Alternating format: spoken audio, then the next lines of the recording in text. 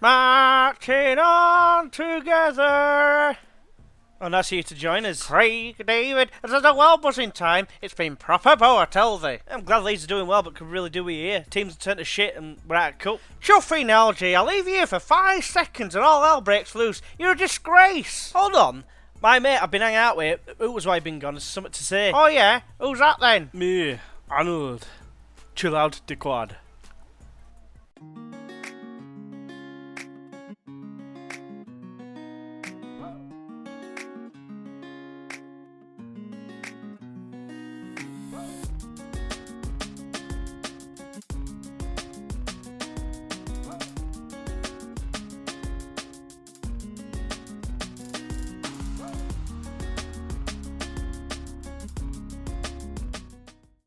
Hey everyone, and welcome back to When I Say Boy, You Say La Liga with me, GWFM. I want to start this episode by just saying sorry basically for missing out on the Friday episode. It's purely for the fact that I got everything done, like the intro was sorted and, you know, pretty much everything else I got up to date with the fixtures and that. I just never got around to recording because things just kept cropping up.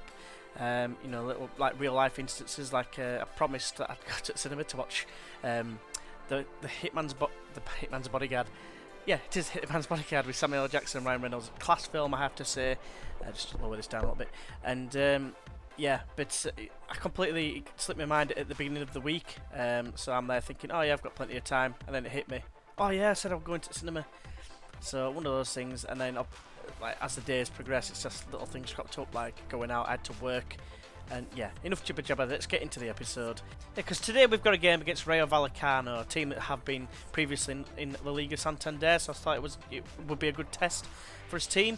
But looking at results since you last joined us, of course you joined us against Rayo Valladolid, and we drew 1-1. Since then, we had a couple of decent results. First up against Lugo, 3-0 up, and then they got a late consolation. Not too many complaints. A pretty even game, but we dealt with them quite well. Then we followed that up with the first leg of the fourth round of the Copa del Rey, and it was against the La Liga Santander side, Girona. They got promoted last season, and we destroyed them in terms of chances, but only managed to win 2-1. We were losing 1-0 at one point, so it was very pleasing to take a lead into the next leg, albeit they did have an away goal because it does count in this situation. Then we had a game against Barcelona's B team, who are now bottom of the league, which I find very surprising, with it being anything to do with Barcelona. And we just destroyed them, 3-0, no real issues whatsoever, and that's it basically. Then it just started to go tits up, as mentioned in the intro. Yeah, we lost 4-3 against Royce, who were a team that were nearly finished near the bottom last season, and they're not expected to do anything. And it was a great game for the neutrals, but they actually edged it on chances. You know, we shaded it on possession, but obviously it's goals that win games. And it was just a shock, really. We were 2-1 up at one point. They got a goal back straight away and got a goal straight after half-time. Then we got it back to 3-3, but they scored a minute later. And it was just a shocking performance, really, with the exception of one or two players, which was largely disappointing. And then we followed up with a game against Cordoba, however I pronounce it. I remember Ivan Cordoba, who used to play for Inter Milan, Uruguayan, I think he was. He was class. But anyway, just taking his chances. We relied on an own goal to get our 1-0 lead, and then we conceded a bit later on. Another even game. We got probably dominated more on the possession front, but 4 chances on target is not really good enough. You know, George got the man of the match despite conceding a goal. Defender won it, but yeah, it wasn't too bad a performance, I suppose. And then we lost in the away leg to get knocked out of the Copa del Rey, again as mentioned, and they went 1-0 up straight away, already leading. But look at the chances again. Same again. They had 8 chances in the first game, we had 16, and the same happened again. And I felt a little bit FM'd in this game, if I'm being completely honest, because I think we hit the woodwork quite a few times as well. I think 3 times. And it just felt like it was one of those days where, you know, what I gotta do to score a goal. So yeah, it was largely disappointing. And then in the last game against Sporting Gijon, we got destroyed really. They only beat us 1-0. It was a free kick. Of course, former man syndrome in full effect. We sold Inaki at the beginning of the season purely to raise some funds. Yeah, decent player of course. You know, he scored a free kick with free kick of 12 and long shots of 8. it's fair enough. But yeah, good play. I just thought he's getting on a bit, and he gave us a chance to get some money. So now we're stuck in this screen. Fantastic. So as a result, we are still top, still by 5 points, but obviously it's not as healthy. We were, I think, 10 points clear at one point. So yeah, Cadiz creeping up on us a little bit, as are La Jolla Lorca. We'll have to wait and see what happens in the coming weeks. But we've got a game today, of course, as I was saying, against Rayo Vallecano. As you can see here, they had quite a lengthy spell in the top flight recently, but they have been more of not so much a yo-yo club, but they spend a couple of years at a time and go down. And obviously they've still got a few players that do tend to be like top flight looking, if you know what I mean. Francisco Cerro being one of them. This is like an upgrade on my two central midfielders, and my two central midfielders are arguably our best players. And it's just like it looks the part, doesn't it? Mentally looks very strong, physically looks very good as well. Not the best in terms of jumping, but otherwise very, very good. Very good at tackling, decent at marking, and yeah, I'd have him in my team, absolutely no question. But it's all about the money, isn't it, really, at the end of the day, and it's something we don't have. But otherwise, looking at Rayo Vallecano de Madrid, as they are more commonly known, only background they've got in terms of honours is, second division B1 and B2, so just winning the trophies to get into the division that we're in now, and that's going back when? And that's going back to 2008, most recent one, of course, the B1, and then B2 back in 1985. Yeah, so they've come out of this division a few times. They've never actually won the league, but they've gone up via being runner-up and, well, I'm guessing third place, so it might have been back then good enough to go up, which I'm guessing that's what it is because it's playoffs and that now. But yeah, they're going to be a tough ask. Yeah, the actual manager, we've had a look at the key player, we'll have a look at the manager. It's Juan Ignacio Martinez. It's a nice name, and he's decent. Very good coach, I'd say, and, knows he can judge a player quite well. Tactical knowledge is a little bit on the low side, but he's not that bad, to be fair. Could be in for a tough ask here. In terms of transfers, there's nothing really happened so far. We are going to be losing Brian Acosta. He was complaining about lack of football, and it's just not good enough. I mean, look at him. He's good in areas, but not amazing, and he's only got a bit of potential. And he's 24 years old, and he takes up one of our slots for the EU, which we're only allowed 2. In terms of transfers, I won't go and look at the other people yet because I haven't signed them, but I've got a couple of central midfielders on the list that I'm trying to sign on a free transfer. We'll have to wait and see what happens there. I will showcase them once they happen.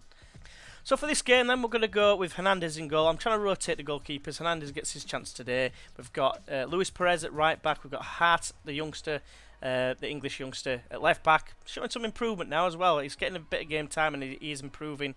So that's very good as well. Avaldano and George, probably our best centre-back partnership at the minute.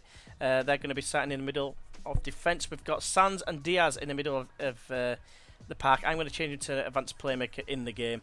But basically, Vitolo's just come back from a long injury layoff, and he still looks pretty good, to be fair. But he's just match fitness. They recommended not playing more than 45 minutes, so I'm trying to ease him in somewhat. After that, then we've got Tyrone making a rare start recently, anyway, on the right, with Souza coming in the left-hand side, because the wingers have been largely disappointing lately. If you look at the average ratings for the last 5 games, 6.88, 6.82. Gutierrez 6.66, Juan Camara 6.82.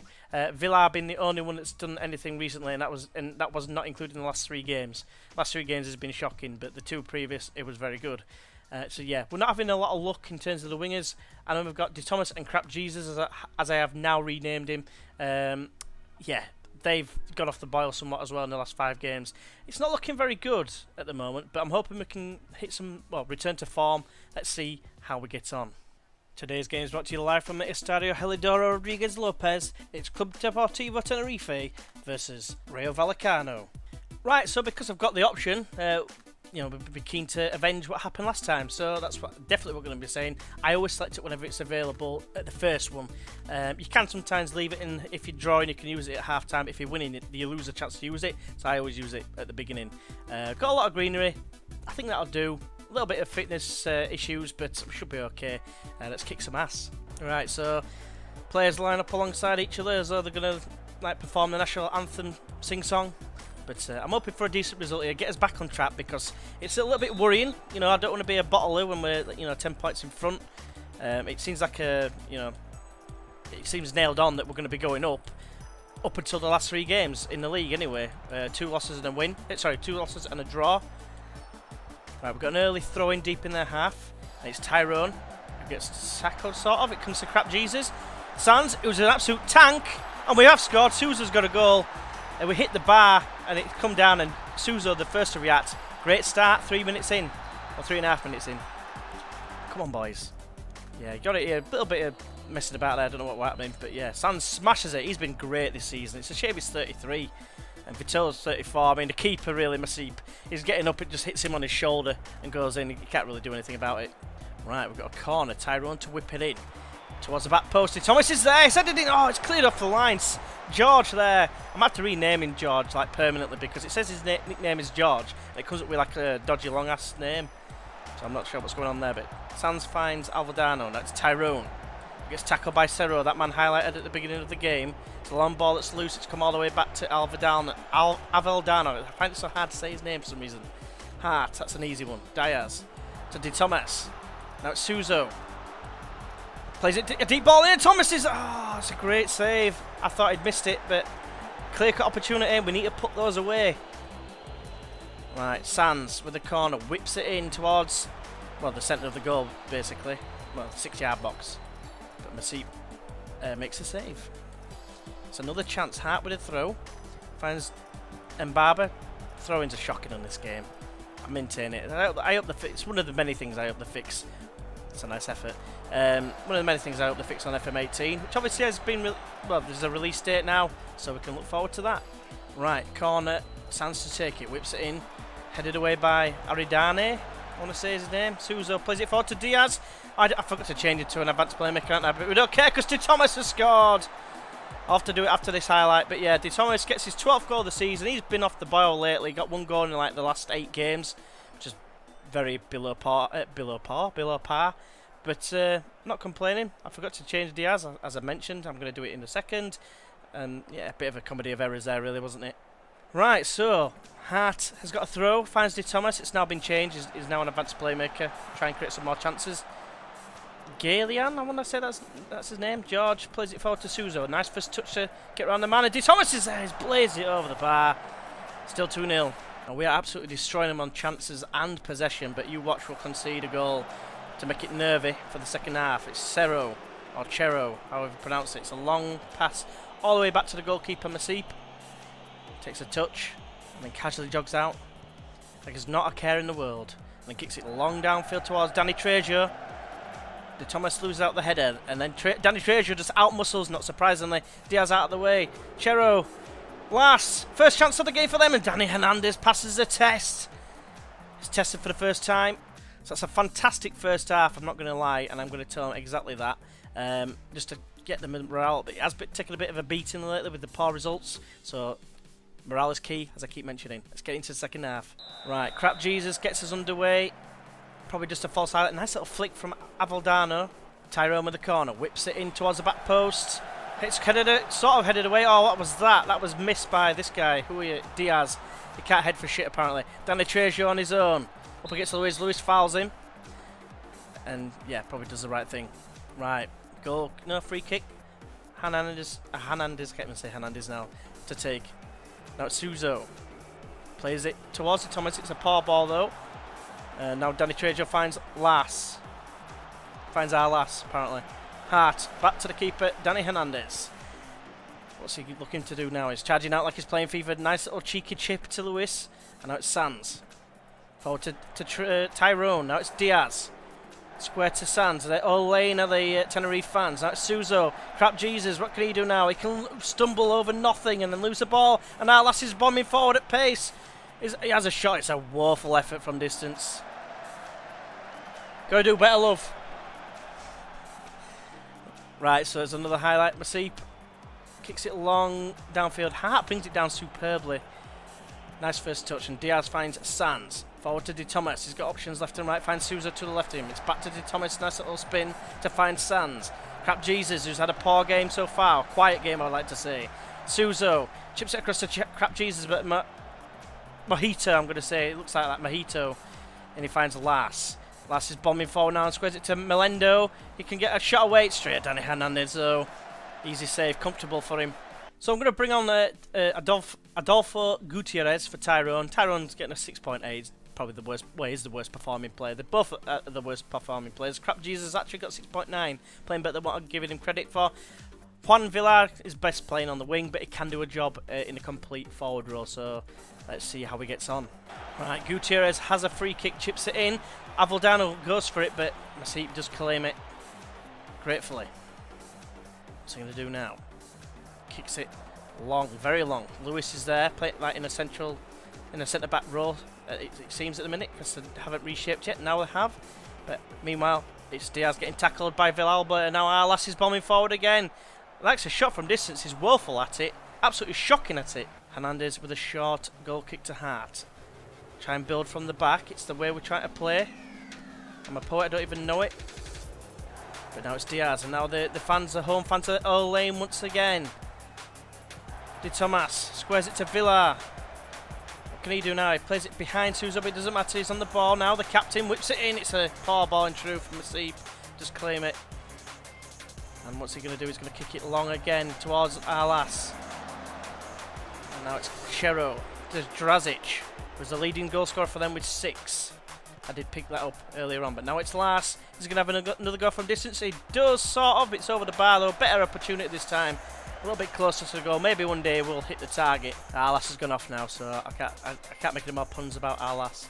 But never mind. Danny Trejo's on the ball. Can still make puns about him. It's Villalba.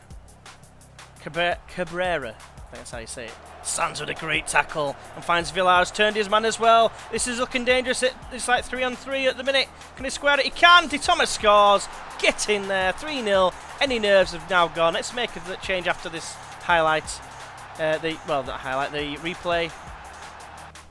Yeah, gets away from his man. Bombing down the right hand side. It has a bit of difference as well since coming on for Crap Jesus.